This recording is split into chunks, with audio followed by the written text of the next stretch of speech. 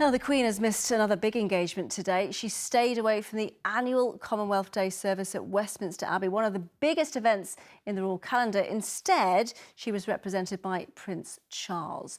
Well, let's get more on this. The Sunday Times royal editor, Roya Nicka, joins us now. Good evening to you. We all know how important the Commonwealth, or how important the Commonwealth duties the Queen takes to doing those duties. I mean, the fact she had to miss today's service, I mean, this is hugely significant, isn't it? It is really significant, and the guidance we had from Buckingham Palace last week was that she was incredibly regretful she wasn't able to attend.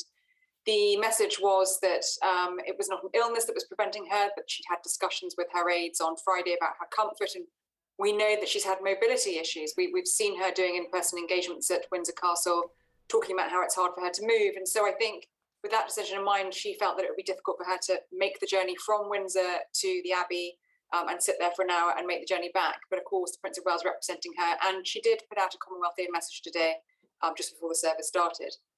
And with that in mind, the fact that we've been told she has these mobility issues, how do we move forward? What do we expect the Queen to do? How is her diary going to look?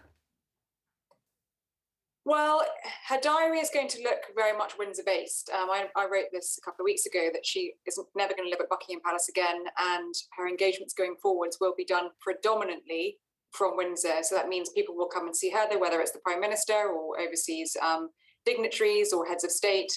And I think every thought will be given to maximising her comfort and minimising her travel. But that said, the hope, and her hope, is still very much that during those Jubilee celebrations that we will see, the 4 days of national celebrations in June, she might be able to appear at some of them. But, everything will depend on how she feels and her mobility at the time, and that's a few months away still. She has got a busy time ahead, as you quite rightly pointed out. But of course, in 2 weeks' time, of course, she has got Prince Philip's memorial. I mean, do you think she's going to be well enough for that? Well, we understand she's well enough. The issue is just with her mobility. And I think we just don't know. I imagine, as with the Commonwealth service, a decision will be taken much closer time, probably just a couple of days before, to see how her mobility is and it is at the time.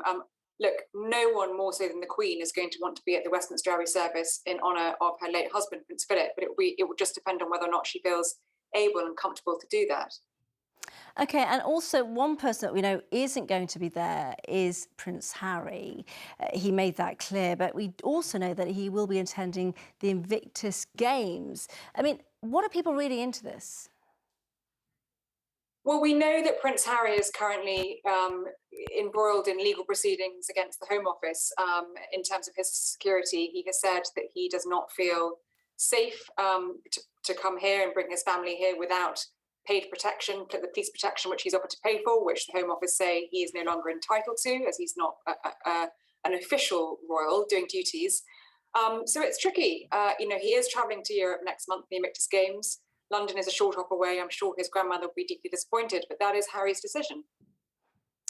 OK, Roya Nicka, thank you very much.